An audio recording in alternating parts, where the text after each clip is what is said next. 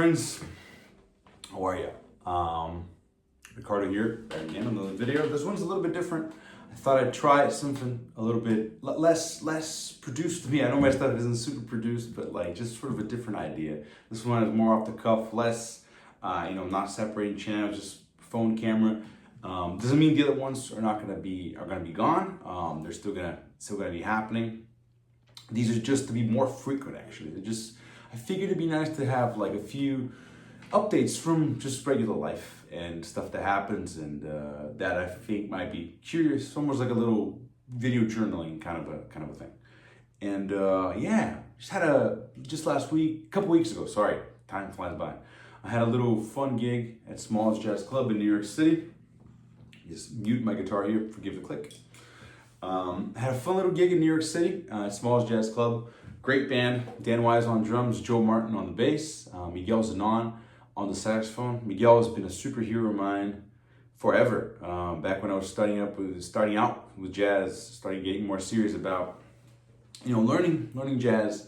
Even before I had a real connection with the past, with the tradition. I was really into Miguel Zenon and his work, Ceremonial, one of his albums, and those were super influential for me. And my first mature tune that I wrote was called, I named it after him, Zenon actually, and it's not my first album. I don't play the tune anymore. I still think he holds up, but you move away from things. But it's definitely it was definitely an homage to him and the wonderful music he gave us. The gig was fun, a lot of fun. Dan Weiss was incredible. Just a lot of information in his drumming and played in a very interesting way. Throws a lot of ideas at the players. Just wonderful. I hope I get to play with him more. It'd be awesome to take it to the next level. Really learn, what he does, what he brings, and how I could work better with him. Miguel was just a tour de force. Incredible. Just everything. Chops. Super well prepared. Very creative, very intense, really like a group team player kind of a thing. Awesome. Joe's, I play with Joe a ton. He's always incredible, super solid. So, using solid as a term for a bass player is a cliche, but also very creative and just, I feel like him and Dan aren't as frequent a combination. But when you get two guys that are at that level, it doesn't even matter. They're so good and so tied together. It's they get creative and it's just a lot of fun. We played some of my tunes and some standards, which was a lot of fun. I think I want to do that more. Whenever I get Small's gig, I always try to prioritize original music, which is I'm still gonna do. But it's nice to bring standards in or even jazz tunes that we all know, just to ease everybody into it. Have something that we can all relax and play. Whereas something that might be completely new for them, they might have to be checking the chart or just, it's a little bit more until the group really gets it. Just a little bit more. Your attention has to be somewhere else, let's say. Whereas a tune that you've played forever, you can really just focus on playing with the group. Awesome. This night was sold out. Had family in the audience. It was terrific. Right after that, the week after, we took a little trip to Mexico, actually, for Dia De Muertos, like the Dia De Muertos. I don't know if my Spanish pronunciation isn't great, but it was incredible, magical. Little short stop in Mexico City. Caught some lucha libre, which was amazing. A lot of fun. Then hit the bed. Next morning, straight to Morelia, a little city. To spend the Day of the Dead, and it was just very, very special. Super spiritual and kind of a beautiful culture to sort of know more about. And I'm gonna be thinking about that for a while. Hopefully, I think it'll inform things about me. I don't want to do it a disservice by going into details here, but it seems like a healthier relationship with the passing and death in general. It was really special to go there, and just got back into town, and then getting ready to head out to the south again. I'm going to be going to Arkansas for a gig with guitarist Ted Ludwig in Little Rock, in a place called Jazz at the Joint, I believe. That's on the 13th, which is Thursday. If I got the month day wrong, it's definitely Thursday though, next week, depending on when you're watching this, but I'm planning to upload it today. and by November 13th. And then the next day, the 14th, I'm playing in Nashville at this place called Dee's Lounge with Kevin Scott and Bruce Gutrich. Be the first time me and Bruce played together. Me and Kevin have played a bunch. But yeah, it's probably gonna be a lot of fun. Those are gonna be wildly different gigs, and I'm kind of enjoying exploring these facets. You know, like with Ted, we're probably gonna be playing mostly standards, maybe a couple of my tunes, but like a very jazz situation, jazz rhythm section. We're both, you know, jazz musicians and all that. And then when I get to Nashville and Kevin and all that, we're gonna explore some of my different tunes that fit more within a rockier context. And then I do some tunes by the band that I've been kind of singing. I'm trying to work in Black Hole Sun. Actually, I've been digging that song. It's got some really nice harmonies on it, and hopefully I'll get it ready for next week. I'm not sure, but if not, we're gonna be playing other stuff and really focusing on improvising within these like sort of more rock pop vehicles, which is a lot of fun, and it gives me the opportunity to explore this other voice, other sounds, you know, and play in a more rock vein, which is something that I've always enjoyed as well. It's nice to have the opportunity to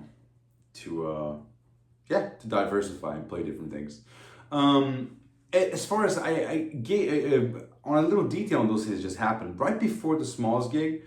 I just got my hands on this here. I think you can just see it off shot. I made a little unboxing video on Instagram about it. This is the Paul Reed Smith HDRX20. It's I still have I took it out within here because it has this cardboard has the information about it and a few suggested settings which I haven't used, but I thought it was neat, so I just kept it here. And I used it at the Smalls gig. Actually, it was incredible. It was like this is a Marshall circuit. Apparently, the story behind it is it was inspired by a Hendrix amplifier, one of Jimi Hendrix's Marshalls that he used on Woodstock.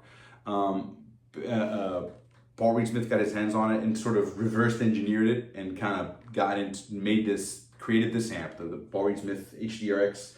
They had the 100 watt and the 50 watt version. They look amazing, and maybe one day, but like if I'm honest, the size of clubs that I play, they'd be overkill.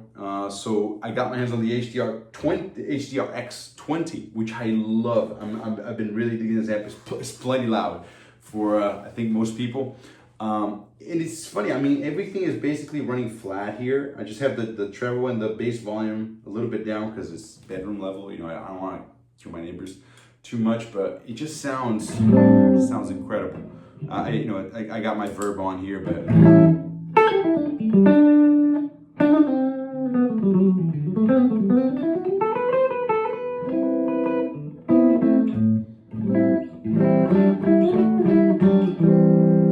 just sounds really, really nice. I'm gonna be doing a full demo of it later. You know, neck pickup.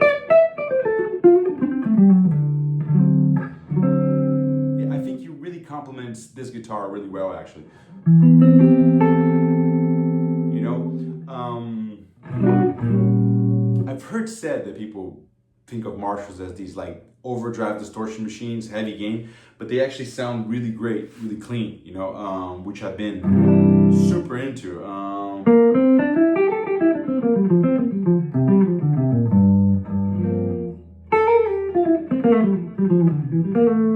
So articulate. You add a little bit of verb to it, you know, just like. You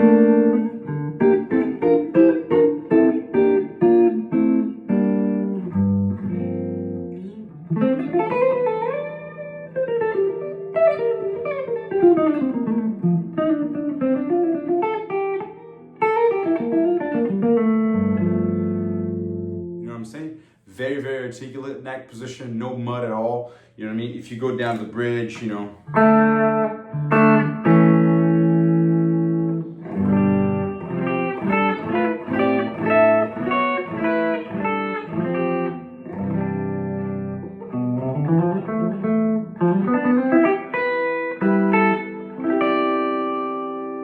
Really nice. If you want to dial back the treble a little bit, just to, you know.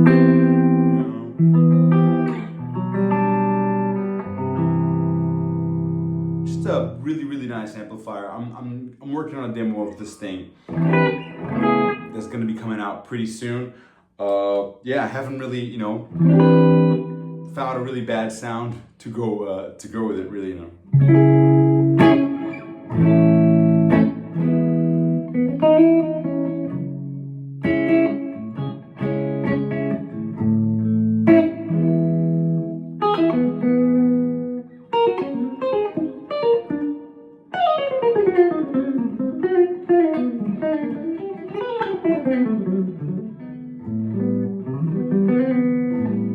Forgive the noodling there. We know guitar players. We start doing it and just forget kind of where we're going. But isn't that part of the fun? It's just great, you know. That's why we play. We just get lost in the thing.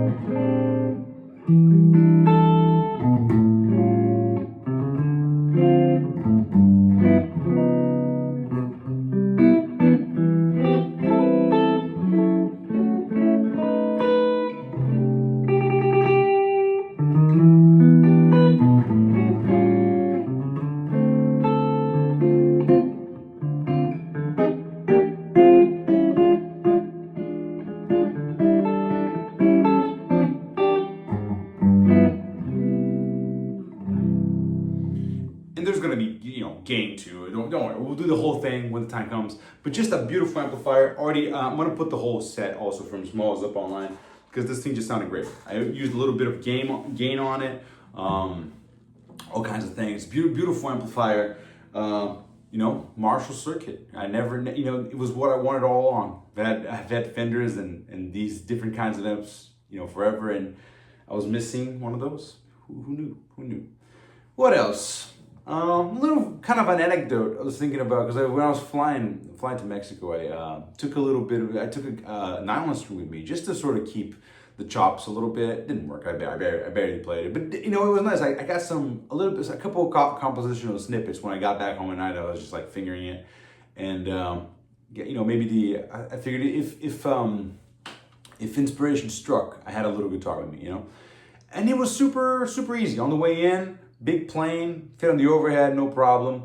Second flight, a little plane, the E190 from Embraer, tiny, you know, Delta connection. If you know that plane, you've seen it.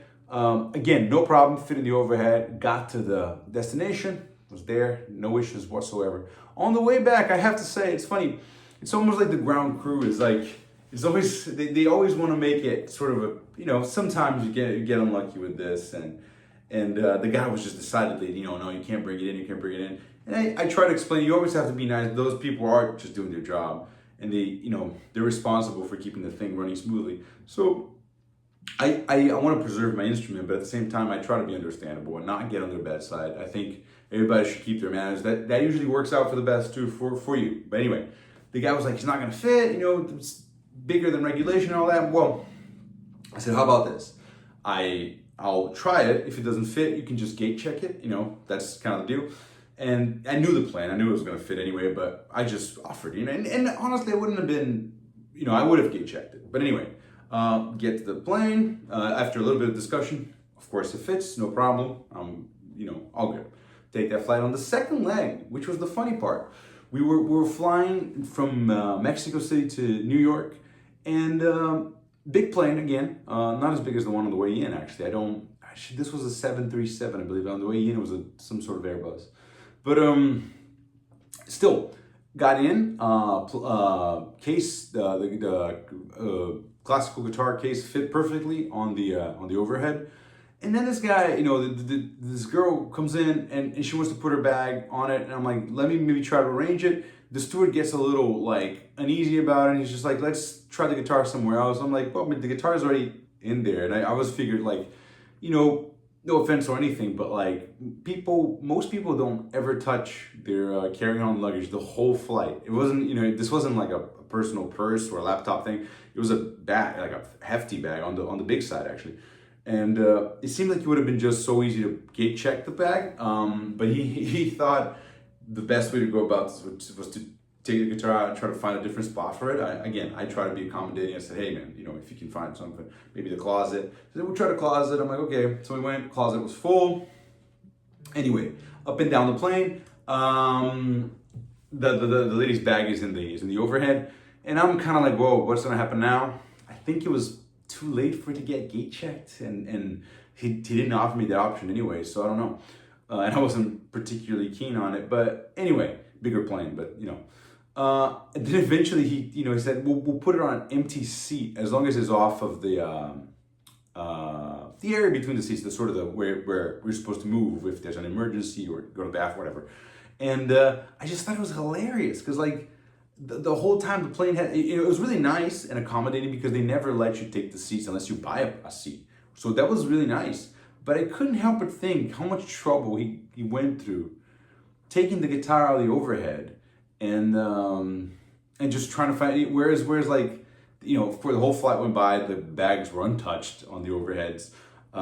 It just seems like such an easier time, and like the bag was like hard on the outside. There was probably some clothes on it. I don't know. It seemed like it would have been much easier to just gate check the bag. Again, I'm very grateful. Everybody was really nice, and the guitar was completely fine. It went on the seat the whole flight. But you know, it just seemed like a lot. It seemed like a hassle. So I don't know. Yeah, it's those little things that as guitar players, as musicians, we sort of have to deal with, and it's just part of the game, you know. Anyway, it's nice to be back here in New York City, getting ready for more traveling, and yeah, fun gigs all around, and that's about it. Stay tuned for some more specific videos, kind of a thing, and content-wise. And if you haven't yet, I encourage you to like and subscribe to this channel.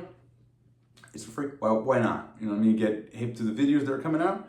And yeah, I hope you enjoyed this little chat about some things along the way, you know, about gigs, about flying. If you have questions, things that you think would be fun to talk about in these videos, I'm all ears. Leave them in the comments section below. And yeah, pretty soon you'll be seeing a little review of this Paul Reed Smith amp. We have one coming on, a video coming on Peter Bernstein, one on Wayne Krantz, all kinds of wonderful things.